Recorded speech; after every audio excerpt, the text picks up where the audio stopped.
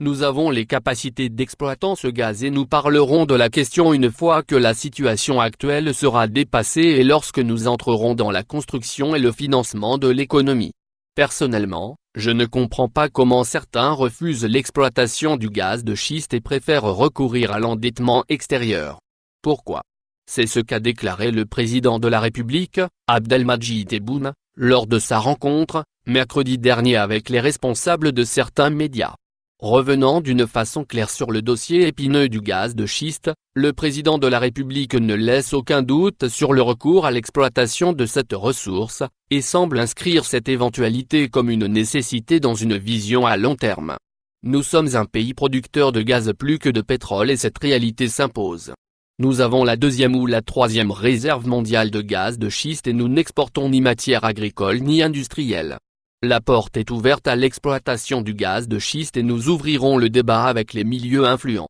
Cela étant, le président de la République explique que le rythme de la consommation nationale en gaz grandissant, qui risque de passer de 43% de nos ressources à 60%, impose une réflexion sur l'exploitation de cette richesse, indiquant que si nous voulons élever le niveau de vie, cette richesse doit être exploitée.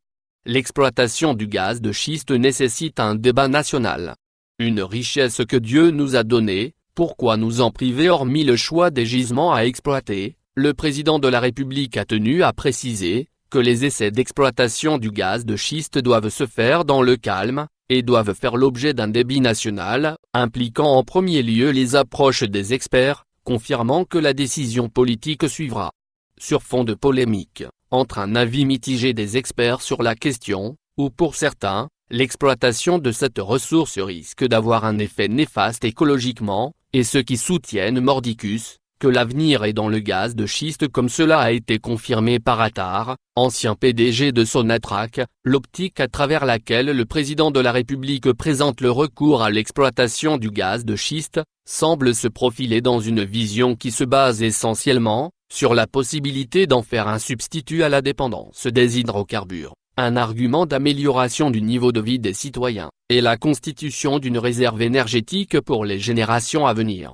Et sans tenant compte des dernières évolutions de cette pratique, tant sur les coûts que sur les éventuels risques de pollution, prenant l'exemple des États-Unis d'Amérique où les puits de gaz de schiste sont forés entre les villas.